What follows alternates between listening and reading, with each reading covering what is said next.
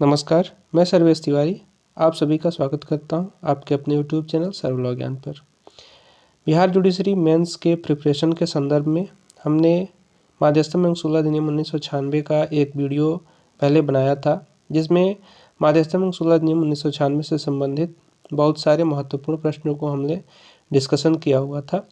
यह वीडियो उससे आगे के प्रश्नों को डील करेगा। आइए इस वीडियो में हम लोग जो बचे हुए प्रश्न हैं मध्यस्थम एवं 16 अधिनियम के उसको देख लेते हैं। इस वीडियो को देखने के बाद मध्यस्थम एवं 16 अधिनियम के लगभग सभी प्रश्न इसमें कवर हो जाएंगे। जितने संभावित प्रश्न हैं वो यहाँ पर आपको मिल जाएंगे। यह दूसरा और अंतिम वीडियो है, ध्यान से देखिएगा। आइए शुरू करते हैं। पहला क्वेश्चन है, मध्यस्थ कब नियुक्त किया जा सकता है? क्या मध्यस्थम को अंतरिम आदेश देने की सत्ता है? मध्यस्थ को अंतरिम आदेश देने की सत्ता है अथवा मध्यस्थम अधिकरण द्वारा आदेशित किए गए अंतरिम उपाय करने की शक्ति की व्याख्या कीजिए। तो आइए देख लेते हैं। मध्यस्थ की नियुक्ति, आंसर में लिखा हुआ है मध्यस्थ की नियुक्ति, अपॉइंटमेंट ऑफ आर्बिट्रेटर। मध्यस्थ की नियुक्ति मध्यस्थम करार के प्रावधानों के अनुरूप की जाती है। धारा 7(1) के अनुसार मध्यस्थम करार एक ऐसा करार है जो कि विवाद के मामलों में यह प्रावधान करती है कि ऐसे विवाद को मध्यस्थ को सौंपा जाना चाहिए, अर्थात पक्षकारों के मध्य किसी विवाद को किसी मध्यस्थम को सौंपने का करार। मध्यस्थम करार वर्तमान में उद्भूत विवादों या भविष्य के विवादों के संदर्भ में हो सकता है। धारा 7 ये उपबंधित करती है कि इस भाग से मध्यस्थम करार से ऐसा करार अभिप्रेत है जो पक्षकारों द्वारा उन सभी या कुछ विवादों को जो उनमें एक परिभाषित विधिक संबंध से उद्भूत हुए हैं या उद्भूत हो सकते हैं, चाहे वह संविदात्मक हो या न हो, मध्यस्थम को प्रेषित करने हेतु किया गया हो। MMTC लिमिटेड बनाम स्टरलाइट इंडस्ट्रीज इंडिया लिमिटेड के मामले में निर्धारित किया गया कि मध्यस्थम करार की वैधता उसमें विनिर्दिष्ट मध्यस्थों की संख्या पर निर्भर नहीं करती। इसमें मध्यस्थों की संख्या का उल्लेख भी आवश्यक नहीं है, क्योंकि इसे मध्यस्थम करार का आवश्यक तत्व नहीं माना जा सकता। मध्यस्थ की नियुक्ति मध्यस्थम करार के प्रावधानों के अनुसार निम्न 3 प्रकार से की जा सकती है। पहला है पक्षकारों द्वारा, दूसरा है विनिर्दिष्ट प्राधिकारी द्वारा और तीसरा है मध्यस्थम अधिकरण द्वारा।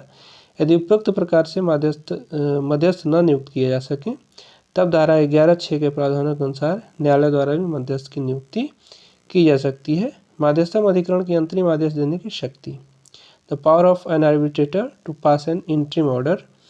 इसके बारे में क्या प्रावधान है? तो संशोधन अधिनियम 2015 के अंतर्गत मध्यस्थम एवं 16 अधिनियम की धारा 17(1) के 1 में उल्लेख किया गया है कि पक्षकार जब मध्यस्थम की प्रक्रिया चल रही हो तब या पक्षकार मध्यस्थम पंचाट जारी किए जाने के पश्चात किसी भी समय, परंतु धारा 36 के अनुसार उसे प्रवर्तित किए जाने से पूर्व, इन्फोर्समेंट किए जाने से पूर्व मध्यस्थम अधिकरण को आवेदन कर सकेगा कि मध्यस्थम कार्यवाहियों के प्रयोजन के लिए किसी अवयस्क चित्त विकृत व्यक्ति के लिए संरक्षक की नियुक्ति की जाए या सुरक्षा के अंतरिम उपायों से संबंधित निम्न मामलों में प्रबंध किया जाए। उन सामानों की जो मध्यस्थम करार की विषय वस्तु हैं उनको पर्याप्त समय तक सुरक्षित रखने के लिए या अंतरिम रूप से सामानों को सौंपने के लिए या उन सामानों की बिक्री के लिए अंतरिम आदेश पारित किया जाए। जमा की रकम जो मध्यस्थम में विवादित है उसकी सुरक्षा के लिए, सामानों को रोकने के लिए या सुरक्षित समय तक रखने के लिए या निरीक्षण करने के लिए कोई भी संपत्ति या वस्तु जो विवाद की विषय वस्तु है उसके परिरक्षण के लिए अथवा किसी पक्षकार के कब्जे में की किसी भूमि या भवन में प्रवेश करने हेतु प्राधिकृत करने के लिए या संबंधित विषय वस्तु के संबंध में संपूर्ण जानकारी या साक्ष्य प्राप्त करने के लिए भी किसी व्यक्ति को सशक्त किया जाए। अंतरिम व्यादेश या रिसीवर की नियुक्ति के लिए या अन्य अंतरिम उपाय जो मध्यस्थम अधिकरण को सुरक्षा की दृष्टि से पर्याप्त तथा न्यायोचित प्रतीत होते हों।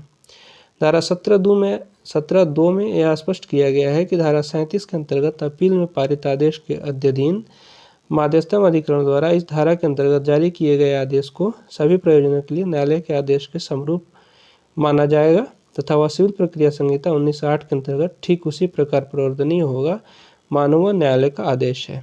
MD army welfare housing organisation नाम सुसंगत services private limited 2004 supreme court के मामले में धारा 17 के अंतर्गत आदेश की विषय वस्तु के संरक्षण हेतु मध्यस्थम अधिकरण द्वारा अपनाए जाने वाले उपायों को निरूपित करते हुए उच्चतम न्यायालय ने निर्णित किया कि इस संदर्भ में मध्यस्थम अधिकरण को कार्यवाही केवल तभी करनी चाहिए जब पक्षकारों द्वारा इसकी मांग की गई है।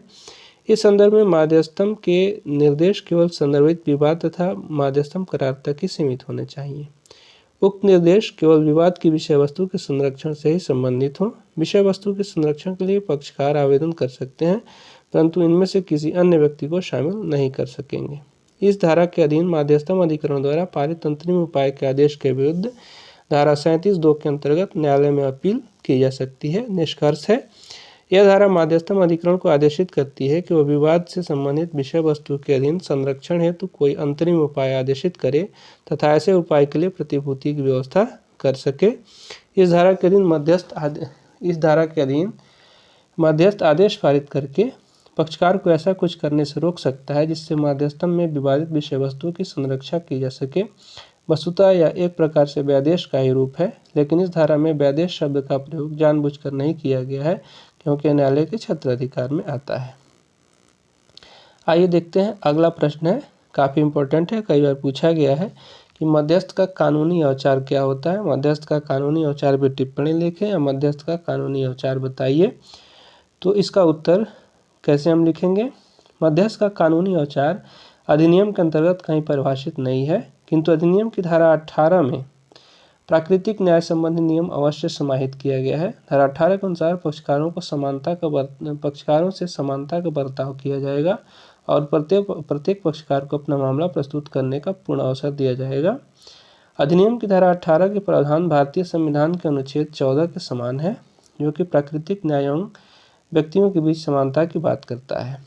इसलिए एक मध्यस्थ यदि समानता का व्यवहार नहीं करता है एवं प्राकृतिक न्याय के नियमों का उल्लंघन करता है तो इसे मध्यस्थ का औचार माना जाएगा। विभिन्न न्यायिक निर्णयों और नियमों के उपबंधों के अर्थान्वयन से मध्यस्थ के निम्न कानूनी औचार उल्लिखित किए जा सकते हैं। मध्यस्थ के कानूनी औचार निम्नलिखित हैं। ऐसा पंचायत जिसमें मध्यस्थ ने मध्यस्थम के निर्देश की शर्तों का उल्लंघन किया हो, मध्यस्थ ने मध्यस्थम कार्यवाही के दौरान प्रतिवादी के प्रतिदावे पर विचार करने में व्यतिक्रम किया हो या जानबूझकर उसने अनदेखी की हो, पक्षकारों को बिना पूर्व सूचना दिए मध्यस्थम कार्यवाही का प्रारंभ करना जारी करना, दूसरे पक्ष को सुने बिना निर्णय देना, जो व्यक्ति मध्यस्थम कार्यवाही में साक्ष्य दे सकते हैं उन्हें उससे वंचित रखना, अपने कर्तव्यों का अनुचित प्रत्यायोजन, करार के अधीन अधिकृत किए गए मुद्दों से हटकर अवांछित मुद्दों को सुनवाई में शामिल करना, प्रत्यार्थी के प्रतिदावे की अनदेखी करना तथा उस पर विचार न करना। स्टेट ट्रेडिंग कॉर्पोरेशन बनाम मालासेस कंपनी 1981 के बाद में बंगाल चैम्बर्स ऑफ कॉमर्स एक स्थायी संस्था थी जिसे मध्यस्थम कार्यवाही के दौरान पक्षकार अपनी कंपनी को उसके विधि अधिकारी द्वारा प्रतिनिधित्व किए जाने की स्वीकृति देने से इनकार कर दिया। चूँकि विधिक अधिकारी उस कंपनी का पूर्णकालिक कर्मचारी था, अतः कंपनी ने मध्यस्थम अधिकरण के पंचायत को मध्यस्थ के कदाचार के आधार पर चुनौती देते हुए अपास्त किए जाने हेतु न्यायालय में आवेदन किया। न्यायालय ने निर्णय दिया कि यह न केवल मध्यस्थ द्वारा किया गया कदाचार था, अपितु उसने मध्यस्थम कार्यवाही को भी दोषपूर्ण और गलत ढंग से संचालित किया था। यह रहा मध्यस्थ का कानूनी औचार से संबंधित प्रश्न का उत्तर। अगला प्रश्न है, मध्यस्थ कार्यवाही के संचालन संबंधी प्रावधानों का विस्तार से वर्णन कीजिए। ये 29th बिहार जुडिशरी में पूछा गया था। चांसेस हैं कि 32वीं में पूछा जा सकता है। तो मध्यस्थम कार्यवाही के संचालन संबंधी प्रावधान मध्यस्थम एवं सुलह अधिनियम 1996 के अध्याय 5 के अंतर्गत दिए गए हैं, जो धारा 18 से 27 तक में विस्तारित है। मध्यस्थम कार्यवाही के संचालन संबंधी प्रावधानों का वर्णन निम्न शीर्षकों के अंतर्गत किया जा सकता है। पक्षकारों से समान व्यवहार, equal treatment of parties, section 18। अधिनियम की धारा 18 यह प्रावधानित करती है कि पक्षकारों के से समानता का व्यवहार किया जाएगा और प्रत्येक पक्षकार को अपना मामला प्रस्तुत करने का पूर्ण अवसर दिया जाएगा। यह धारा प्राकृतिक न्याय के सिद्धांतों पर आधारित है, क्योंकि प्राकृतिक न्याय का सिद्धांत ही मध्यस्थम कार्यवाही की आत्मा होती है। International airport authority of India बनाम KD बाली 1988 के प्रकरण में उच्चतम न्यायालय ने निर्धारित किया कि जैसे ही मध्यस्थम कार्यवाही प्रारंभ करते हैं, उन्हें ऐसा कोई कार्य नहीं करना चाहिए जो उनके पक्षपाती तथा अनौचित्यपूर्ण प्रवृत्ति का द्योतक है। CB गौतम बनाम भारत संघ 1993। सुप्रीम कोर्ट, मध्यस्थम कार्यवाही की प्रक्रियात्मक विधि में नैसर्गिक न्याय अंतर्विष्ट है, अतः कार्यवाही के औचित्य के लिए इसका अनुपालन किया जाना अनिवार्य आवश्यकता है। प्रक्रिया के नियमों का उदाहरण। धारा 19 प्रक्रिया के नियमों के उदाहरण संबंधी उपबंध करती है। धारा 19(1) के अनुसार मध्यस्थम अधिकरण सिविल प्रक्रिया संहिता 1960 या भारतीय साक्ष्य अधिनियम 1872 से आबद्ध नहीं होगा। इस प्रावधान का आधार मध्यस्थम अधिकरण को प्रक्रिया के पालन में लगने वाले समय से बचाना है। धारा 19 की उपधारा 2 यह प्रावधानित करती है कि पक्षकार स्वयं मध्यस्थम अधिकरण द्वारा अपनी कार्यवाही के संचालन में अपनाई जाने वाली प्रक्रिया पर करार करने के लिए स्वतंत्र हैं, अर्थात पक्षकारों को यह खुली छूट है कि वे स्वयं कार्यवाहियों के संचालन संबंधी करार के माध्यम से कार्यवाहियों के नियम और प्रक्रिया तय कर सकते हैं। धारा 19 की उपधारा 3 यह प्रावधानित करती है कि यदि पक्षकारों के मध्य उपरोक्त प्रकार का कोई करार न हो तो मध्यस्थम अधिकरण इस भाग के अधीन रहते हुए ऐसी रीति से जो वह समुचित समझे कार्यवाही का संचालन कर सकेगा। आर मैकहेडिल कंपनी बनाम गौरी शंकर 1966। सुप्रीम कोर्ट ने स्पष्ट किया कि सिविल प्रक्रिया संहिता के उपबंध मध्यस्थम कार्यवाही में लागू नहीं किए जाने चाहिए, क्योंकि इसकी जटिलता के कारण त्वरित न्याय में बाधा उत्पन्न हो सकती है, परंतु यदि ये न्याय दिलाने में सहायक हों तो उनका प्रयोग करने में कोई हिचकिचाहट नहीं होना चाहिए। मध्यस्थम का स्थान, प्लेस ऑफ आर्बिट्रेशन। धारा 20 के अनुसार मध्यस्थम कार्यवाही के स्थान का निर्धारण पक्षकार करार द्वारा स्वयं करने के लिए स्वतंत्र हैं। जब ऐसा कोई करार उपलब्ध न हो तो पक्षकारों की सुविधा का ध्यान रखते हुए मध्यस्थम अधिकरण मध्यस्थम कार्यवाही का स्थान निर्धारित कर सकेगा। उत्तर प्रदेश वन विभाग अल्मोड़ा बनाम विशननाथ गोस्वामी इलाहाबाद हाई कोर्ट। पक्षकारों की सुविधा का ध्यान रखे बिना मध्यस्थम के स्थान का निर्धारण प्राकृतिक न्याय के उल्लंघन के समतुल्य है। मध्यस्थम कार्यवाही का प्रारंभ किया जाना, कमेंसमेंट ऑफ आर्बिट्रल प्रोसीडिंग। धारा 21 के अनुसार यदि पक्षकारों के मध्य कोई अन्यथा करार न किया गया हो तो किसी विशिष्ट वाद के संबंध में मध्यस्थम कार्यवाहियाँ उस तारीख को प्रारंभ होगी जिसको उस विवाद को मध्यस्थम को निर्देशित करने के लिए प्रत्यर्थी द्वारा अनुरोध प्राप्त किया जाता है, न कि मध्यस्थम की नियुक्ति की तिथि से। मध्यस्थम कार्यवाही की भाषा। पक्षकार मध्यस्थम कार्यवाहियों में प्रयोग की जाने वाली भाषा या भाषाओं के बारे में करार करने हेतु स्वतंत्र हैं। यदि कोई करार न हो तो मध्यस्थम अधिकरण भाषा का निर्धारण करेगा। ऐसे निर्धारण में पक्षकारों की भाषा का ध्यान रखा जाएगा। यदि ऐसी भाषा में आदेश पारित की गई है जिसे पक्षकार न समझे तो उक्त आदेश का अनुवाद करवाया जाएगा। दावे तथा प्रतिरक्षा के कथन, statement of claim and defence. धारा 23 में उल्लेख किया गया है कि पक्षकार अपने दावे प्रतिदावे में या बचाव में कौन से तथ्यों का उल्लेख करेंगे। ये प्रावधान निम्नलिखित हैं। मध्यस्थम कार्यवाहियों के प्राथमिक स्तर पर दावेदार अपने दावे को बिंदुवार दाखिल करेंगे तथा दाखिल तथ्यों के समर्थन में दस्तावेज को प्रस्तुत करेंगे। मध्यस्थम कार्यवाही के दौरान पक्षकार अपने दावे तथा प्रतिदावे में कभी भी संशोधन कर सकते हैं, साथ ही वे पूरक कार्यवाहियाँ भी कर सकते हैं।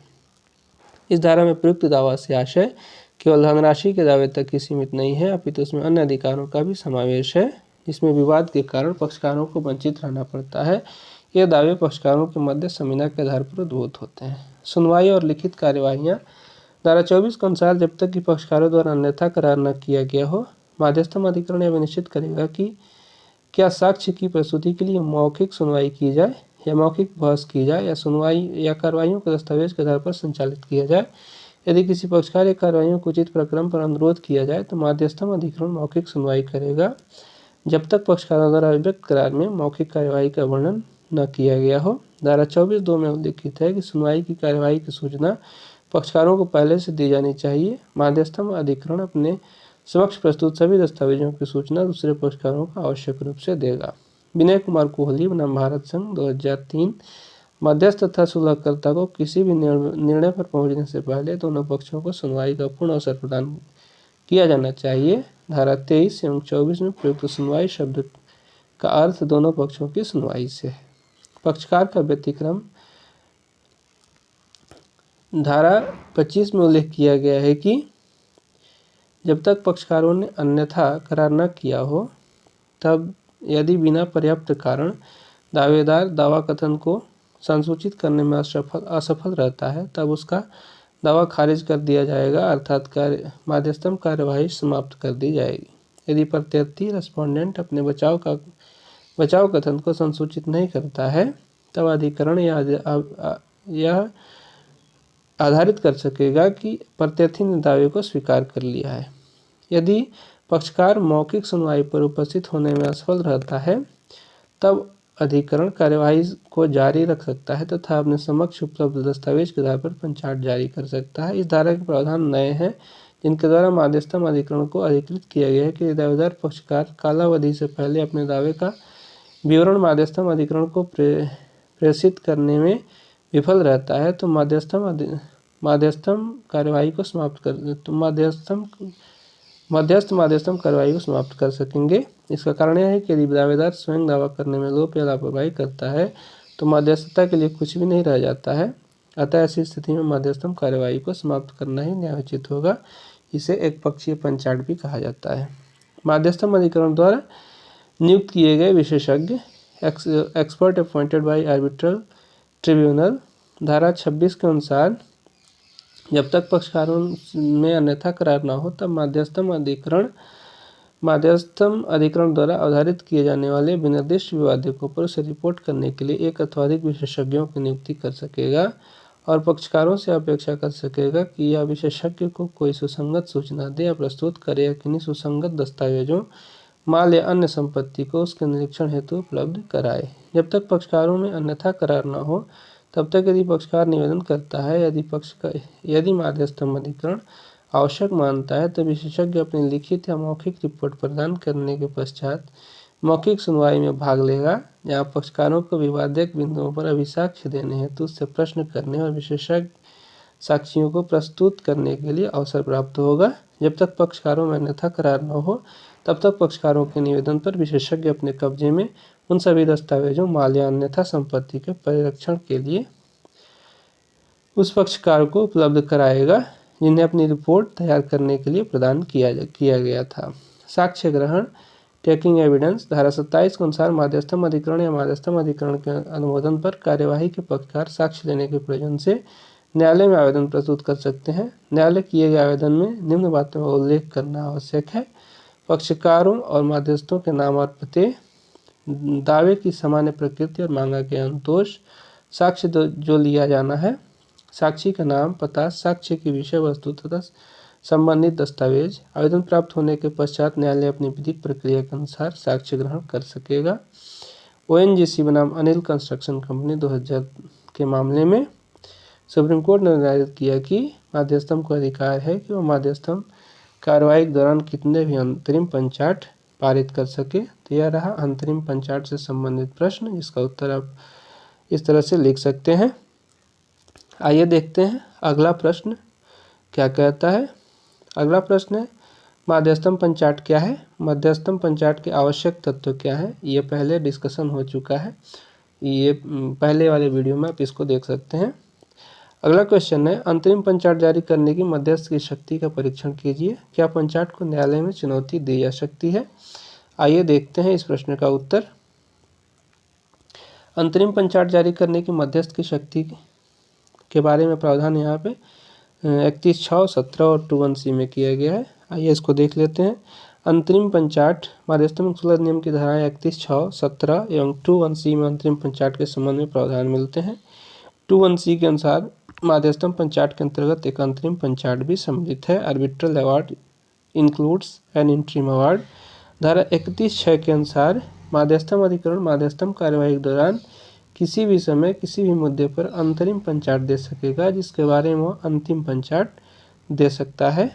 अतः स्पष्ट है कि माध्यस्थम अधिकरण को उन सभी विषयों पर अंतरिम पंचाट देने की अधिकारिता है जिन पर अंतिम पंचाट या निर्णय को ही माध्यस्थम के निर्णय को ही पंचाट कहा जा सकता है, अंतिम पंचाट दे सकता है।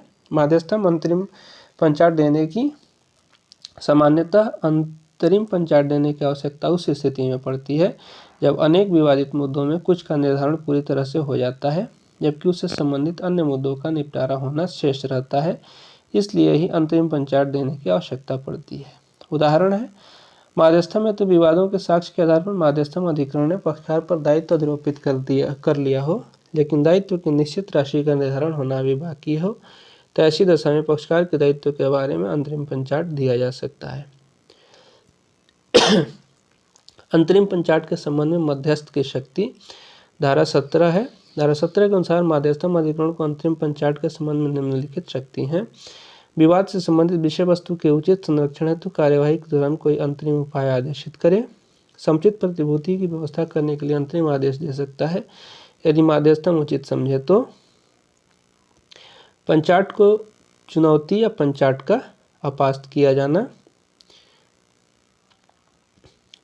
यहाँ आप देख सकते हैं प्रश्न में ऊपर था कि अंतरिम पंचायत जारी करने की मध्यस्थ की शक्ति, तो उसका आंसर हम लोग देख चुके हैं।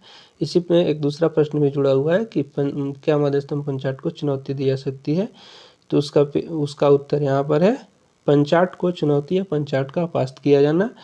अधिनियम की धारा 34(2) कुछ आधारों का उल्लेख करती हैं जिन पर न्यायालय मध्यस्थ द्वारा दिए गए पंचायत को अपास्त कर सकता है। ऐसा निम्न स्थितियों में किया जा सकता है। पहला है असमर्थता, पक्षकारों की असमर्थता। कोई पक्षकार असमर्थता से यदि ग्रस्त हो उस समय तो मध्यस्थम पंचायत को न्यायालय में चुनौती दी जा सकती है। विधि मान्यता, मध्यस्थम करार उस विधि के जिसके अधीन वह किया गया है विधि मान्य नहीं है, तब चुनौती दी जा सकती है। समुचित नोटिस का अभाव, आवेदन करने वाले पक्षकार को मध्यस्थ की नियुक्ति या मध्यस्थम कार्यवाहियों की उचित सूचना नहीं दी गई थी, तब भी पंचायत को चुनौती दी जा सकती है। विषय वस्तु मध्यस्थम योग्य अगर नहीं है तब भी चुनौती दी जा सकती है। और मध्यस्थम अधिकरण की संरचना मध्यस्थम करार के अनुरूप न हो तब भी चुनौती दी जा सकती है। और यदि मध्यस्थम पंचायत लोक नीति के विरुद्ध है तब भी जो है मध्यस्थम पंचायत को न्यायालय में चुनौती दी जा सकती है। धारा 34 खंड बी का स्पष्टीकरण एक स्पष्ट करता है कि मध्यस्थम पंचायत को भारत के लोक नीति के विरुद्ध तभी होगा यदि पंचायत का दिया जाना कपट या भ्रष्टाचार द्वारा उत्प्रेरित है या प्रभावित किया गया है, अथवा धारा 75 या धारा 81 के अतिक्रमण में है, या वह भारतीय विधि के मूलभूत उल्लंघन में है, या वह नैतिकता या न्याय की अत्यंत आधारभूत धारणा के विरोध में है। सेक्शन 75 कार्यवाही से संबंधित सभी मामलों में गोपनीयता की बात करता है, जबकि सेक्शन 81 सुलह कार्यवाही के पर्यवसान की बात करता है।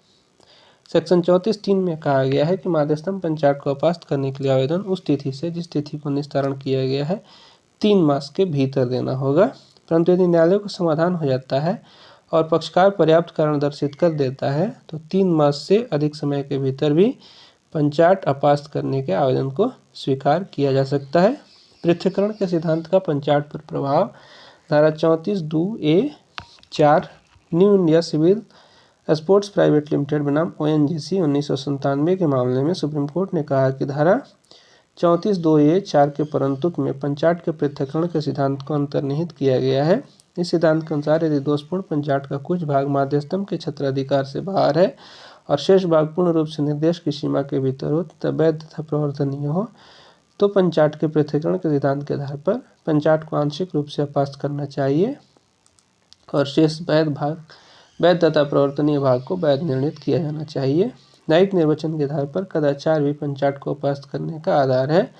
केस है KV जॉर्ज बनाम सचिव भारत सरकार 1990। सुप्रीम कोर्ट ने कहा कि निम्न कदाचार है: प्रतिदावा पर विचार न करना, बिना सूचना के कार्यवाही प्रारंभ करना, दूसरे पक्षों को सुने बिना एक तरफा पंचायत देना, किसी पक्षकार को समय देने से ही वंचित कर देना, अपने कर्तव्य का अनुचित प्रत्यायोजन, अपूर्ण पंचायत देना। इंटरनेशनल एयरपोर्ट अथॉरिटी बनाम KD बाली 1988। सुप्रीम कोर्ट विधिक प्रकरण के आधार पर भी पंचायत को अपास्त, विधिक दुराचरण के आधार पर भी पंचायत को अपास्त किया जा सकता है। अशोक बनाम सुधा 1987। पंचायत का पंजीकरण न कराया जाना पंचायत को अपास्त किए जाने का पर्याप्त कारण नहीं है। तो ये रहा इस प्रश्न का उत्तर। आइए देख लेते हैं अगला प्रश्न है, मध्यस्थ द्वारा दिए गए पंच निर्णय को जो न्यायालय में दाखिल नहीं किया गया है, न्यायालय की डिक्री में कब और कैसे परिवर्तित किया जा सकता है। यदि करार का कोई पक्षकार इस पर आपत्ति करता है तो न्यायालय किस प्रकार कार्यवाही करेगा। इसका उत्तर है, माध्यस्थम एवं सुलह अधिनियम 1996 की धारा 35 के अनुसार पंच निर्णय पक्षकार एवं पक्षकारों के माध्यम से दावा करने वाले व्यक्तियों पर अंतिम रूपेण बाध्यकारी होगा। आगे माध्यस्थम एवं सुलह अधिनियम 1996 की धारा 36 कहती है कि जहां धारा 34 के अधीन माध्यस्थम पंचायत को अपास्त करने के लिए आवेदन की समयावधि समाप्त हो चुकी है या ऐसा आवेदन किए जाने पर अस्वीकार कर दिया गया है तो पंचायत को सिविल प्रक्रिया संहिता 1908 के अधीन उसी ढंग से प्रवर्तित किया जाएगा जैसा कि वह न्यायालय की डिक्री हो। पंच निर्णय को न्यायालय में दाखिल न किए जाने का प्रभाव। माध्यस्थम एवं सुलह अधिनियम की धारा 36 द्वारा अधिनियम में नया प्रावधान किया गया है। माध्यस्थम सुलह अधिनियम 1940 के अंतर्गत माध्यस्थम अधिकरण द्वारा पंचायत निर्णय दिए जाने पर पक्षकारों को आवेदन देना आवश्यक था कि पंचायत को न्यायालय का अंतिम निर्णय घोषित किया जाए ताकि उसका न्यायालय की डिक्री की भांति निष्पादन या प्रवर्तन हो सके, परंतु माध्यस्थम एवं सुलह अधिनियम 1996 की धारा 36 द्वारा इस औपचारिकता को समाप्त कर दिया गया है। अतः अब अंतिम पंचायत को न्यायालय की डिक्री की भांति सीधे प्रवर्तित कराया जा सकता है। करार के पक्षकार द्वारा पंचायत पर आपत्ति। यदि करार का कोई पक्षकार पंचायत पर आपत्ति करता है तो न्यायालय उसकी आपत्ति पर अपील की तरह विचार कर सकता है। यदि वह धारा 34(3) के अंतर्गत अपील या अपास्त हेतु विहित समयावधि के अंतर्गत किया गया है, अन्यथा न्यायालय उसकी आपत्ति को खारिज कर देगा। परंतु न्यायालय का समाधान हो जाता है कि आवेदक को 3 महीने की कथित समयावधि के भीतर आवेदन पत्र प्रस्तुत करने से पर्याप्त कारणों द्वारा रोका गया था, तो अगले 30 दिनों की समयावधि के अंतर्गत आवेदन पत्र को विचारण हेतु ग्रहण कर सकता है और उस आपत्ति पर न्यायालय अपील की तरह सुनवाई कर निर्णय कर सकता है। लीला होटल्स लिमिटेड और housing and urban development corporation limited 2012 के बाद में माननीय सर्वोच्च न्यायालय ने निर्धारित किया कि माध्यस्थम पंच निर्णय को न्यायालयीन डिक्री के समरूप मान्यता प्राप्त है, अतः उसे सिविल प्रक्रिया संहिता के अंतर्गत डिक्री की भांति प्रवर्तित नहीं कराया जा सकता। यह रहा इस प्रश्न का उत्तर। आइए देखते हैं अगला प्रश्न क्या है। मैं आपको बता दूं कि यहाँ जितने भी प्रश्न दिए गए हैं वो सब प्रीवियस ईयर में पूछे हुए प्रश्न हैं या फिर बहुत ज़्यादा इम्पोर्टेंट हैं और इनको जानना ज़रूरी भी है और इनको पूछे जाने के चांसेस बहुत ज़्यादा हैं, इसलिए आप वीडियो को ध्यान से देखेंगे। अगला प्रश्न है, पंचायत का क्या प्रभाव होता है? क्या पंचायत पर पक्षकार न्यायालय में प्राक्षेप चैलेंज कर सकते हैं? क्या न्यायालय पंचायत को उपांतरित मॉडिफाई कर सकता है या पंचायत को विप्रेषित कर सकता है? पंचायत का प्रभाव। माध्यस्थम कार्यवाही के संचालन में मध्यस्थ द्वारा पक्षकारों के विवादों को निपटाने में जो निर्णय दिया जाता है उसे पंचायत अवार्ड कहा जाता है।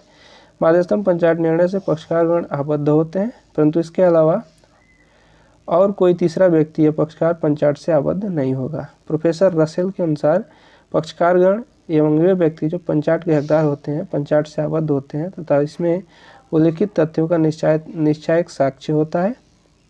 माध्यस्थम अधिकरण को अंतरिम पंचायत देने की अधिकारिता प्राप्त है तथा अंतरिम पंचायत को भी न्यायालय डिक्री की भांति प्रवर्तित कराया जा सकता है। चूँकि अंतिमता माध्यस्थम पंचायत का मुख्य तत्व है, इसलिए माध्यस्थम अधिकरण सशर्त पंचायत नहीं दे सकता है। पंचायत निश्चित और अंतिम होना चाहिए या लिखित और हस्ताक्षरित होना चाहिए। पंचायत का पंजीकरण आवश्यक नहीं होता है। पंचायत पूर्णतः माध्यस्थम करार एवं निर्देशित विवादिकों पर केंद्रित होना चाहिए। पंचायत कारण युक्त होना चाहिए। धारा 35 के अनुसार माध्यस्थम पंचायत क्रमशः पक्षकारों उनके बीच उनके अधीन दावा करने वाले व्यक्तियों पर अंतिम एवं बाध्यकारी होता है। धारा 36 के अनुसार जहां माध्यस्थम पंचायत को धारा 34 के अधीन अपास्त करने के लिए आवेदन करने की समयावधि समाप्त हो चुकी है या ऐसा आवेदन किए जाने पर अस्वीकार कर दिया गया है, तो पंचायत को सिविल प्रक्रिया संहिता 1908 के अधीन उसी ढंग से प्रवर्तित किया जाएगा जैसा कि न्यायालय की डिक्री हो। दिनेश लुथरा बनाम चौधरी हरनाम सिंह 2013 में न्यायालय ने निर्धारित किया कि पूर्व पारित पंचायत पर ब्याज की संस्वीकृति भी पंचायत है। अतः जहां निर्णीत ऋणी ऐसे पंचायत को चुनौती देने में विफल हो जाता है तो पंचायत अंतिम हो जाता है और निर्णीत ऋणी निष्पादन कार्यवाही के किसी प्रक्रम पर ऐसे पंचायत को चुनौती नहीं दे सकता है। पंचायत पर न्यायालय में प्रक्षेप। पंचायत के न्यायालय में प्रक्षेप चैलेंज के आधार एवं प्रक्रिया का प्रावधान धारा 12 एवं 13 में किया गया है। पूर्ण उत्तर हेतु ऊपर आप देख सकते हैं धारा 12 और 13 के बारे में जिक्र हो चुका है, तो इसके पहले वाला वीडियो आप में देख लीजिए पंचायत पर न्यायालय में आक्षेप कैसे किया जाता है, तो उसको इसमें जोड़ देंगे तो आपका प्रश्न पूरा हो जाएगा। पंचायत में सुधार या परिवर्तन। धारा 33 के द्वारा माध्यस्थम अधिकरण को प्राधिकृत किया गया है कि वो माध्यस्थम पंचायत में संशोधन या उसका निर्वचन कर सके या आवश्यकता अनुसार अतिरिक्त पंचायत निर्णय भी तैयार कर सके। पंचाट में सुधार। धारा 33(1)(a) के अनुसार जब तक कि पक्षकार अन्य समयावधि के लिए सहमत न हुए हों, मध्यस्थम पंचाट की प्राप्ति से 30 दिन के भीतर कोई पक्षकार दूसरे पक्षकार को सूचना देकर मध्यस्थम पंचाट में हुई किसी संगणना की गलती, किसी लिपि या टंकण संबंधी या उसी प्रकृति की किसी अन्य गलती या सुधार करने के लिए मध्यस्थम अधिकरण से अनुरोध कर सकेगा। पंचाट का निर्वचन।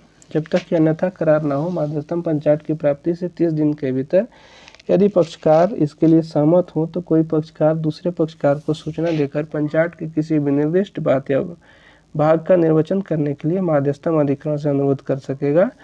धारा 33 sub clause 1 sub clause B. अधिनियम की धारा 33(2) के अनुसार यदि न्यायालय न्यायसंगत समझता है तो अनुरोध प्राप्ति से 30 दिन के भीतर सुधार करेगा, निर्वचन करेगा और ऐसा निर्वचन मध्यस्थम पंचाट का भाग होगा। धारा 33 की उपधारा 3 के अनुसार अधिकरण स्वप्रेरणा पर भी पंचाट की तारीख से 30 दिन के भीतर उसका सुधार कर सकेगा। अतिरिक्त पंचाट एडिशनल अवार्ड। अधिनियम की धारा 33(4) के अनुसार जब तक कि पक्षकारों ने अन्यथा करार न किया हो, एक पक्षकार दूसरे पक्षकार को सूचना देकर मध्यस्थम पंचाट की प्राप्ति से 30 दिन के भीतर मध्यस्थम कार्यवाहियों में प्रस्तुत किए गए उन दावों की बाबत जिन पर मध्यस्थम पंचाट में लोप हो गया हो, एक अतिरिक्त मध्यस्थम पंचाट देने के लिए मध्यस्थम अधिकरण से अनुरोध कर सकेगा। धारा 33 की उपधारा 5 के अनुसार यदि मध्यस्थम अधिकरण उपरोक्त अनुरोध को न्यायसंगत समझता है तो ऐसे अनुरोध की प्राप्ति से 60 दिन के भीतर अतिरिक्त मध्यस्थम पंचाट देगा। मध्यस्थम अधिकरण चाहे तो उपधारा 2 के तहत सुधार एवं उपधारा 5 के अधीन अतिरिक्त पंचाट दिए जाने की समयावधि का विस्तार कर सकेगा।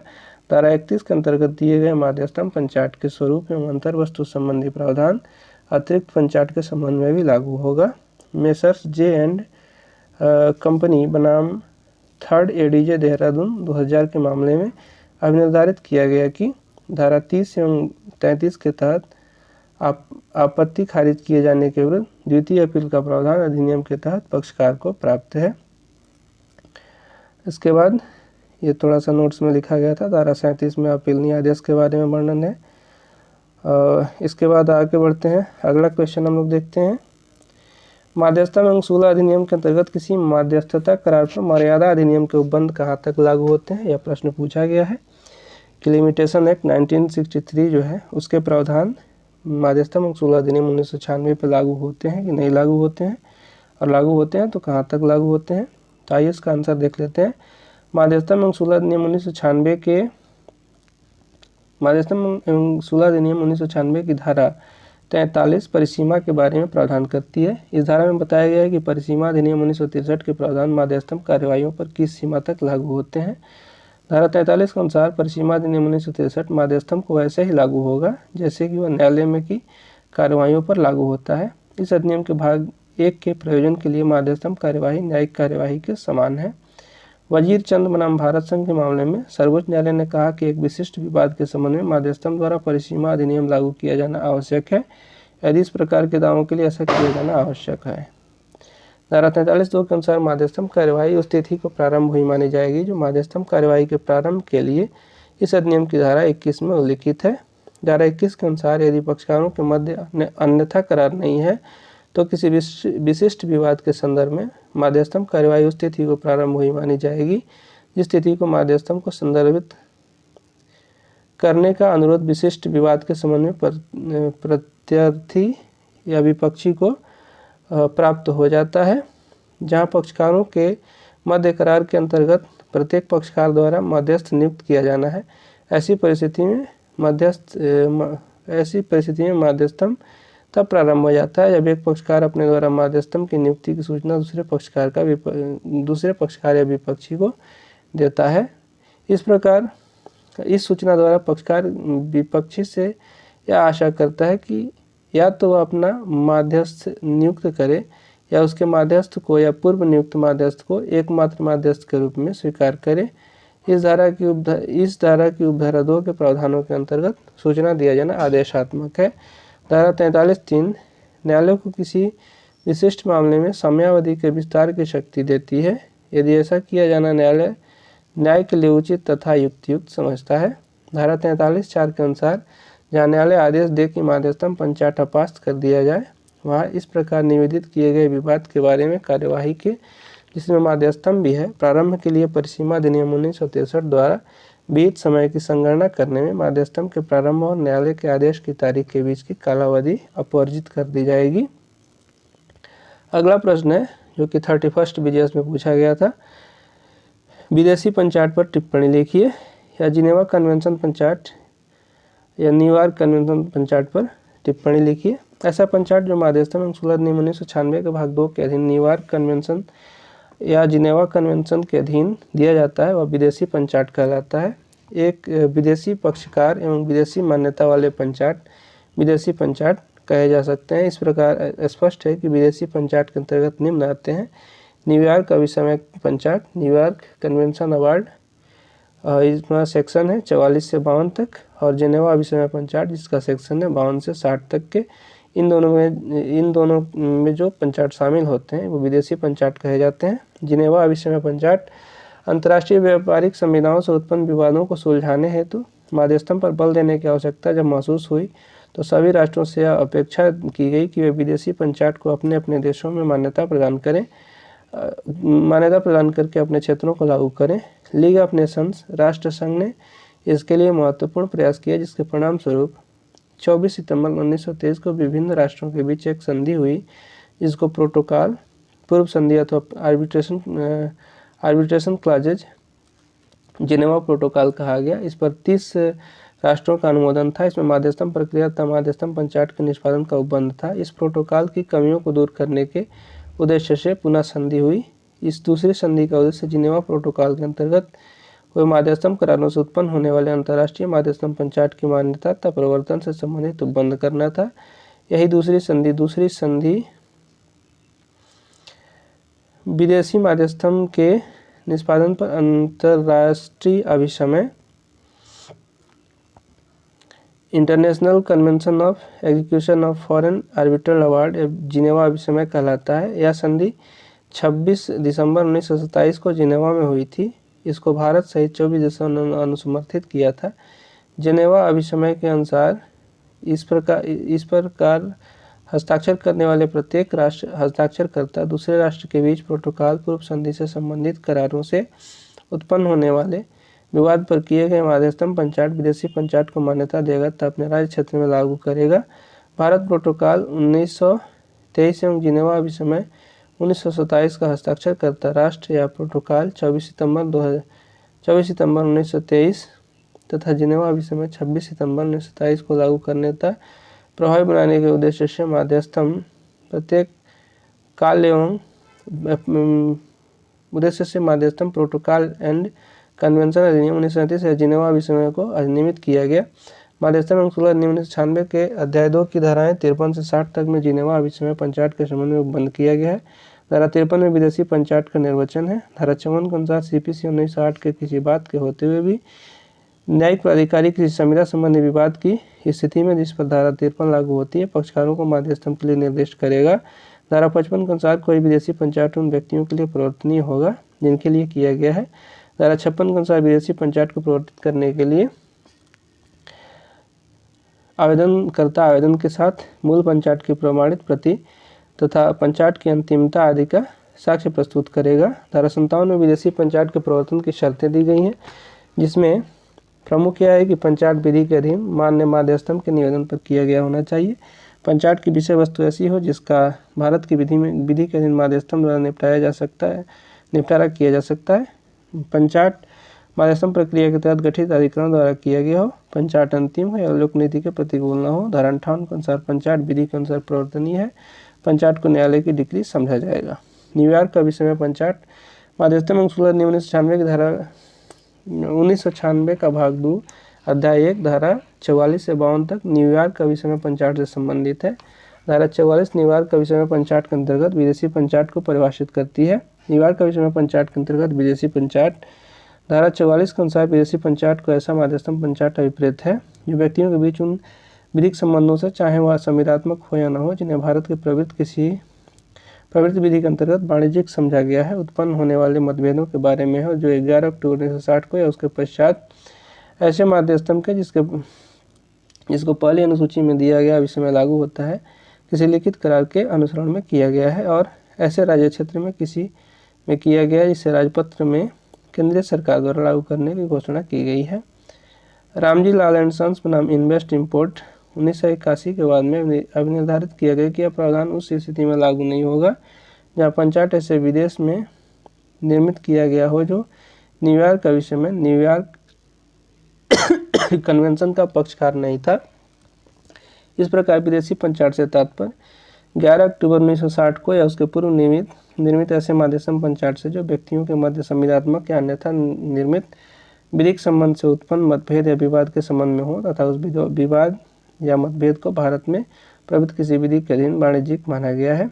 सिराजुद्दीन बनाम माइकल गोलोडेट्स के बाद में विदेशी माध्यस्थम की परिभाषा करते हुए अभिव्यक्त किया गया कि ऐसे माध्यस्थम जो विदेशी भूमि में हुआ हो, विदेशी मध्यस्थों द्वारा किया गया हो, जिसके प्रति विदेशी विधि लागू किया गया हो तथा जिसने एक पक्षकार विदेशी नागरिक को विदेशी माध्यस्थम कहा जाएगा।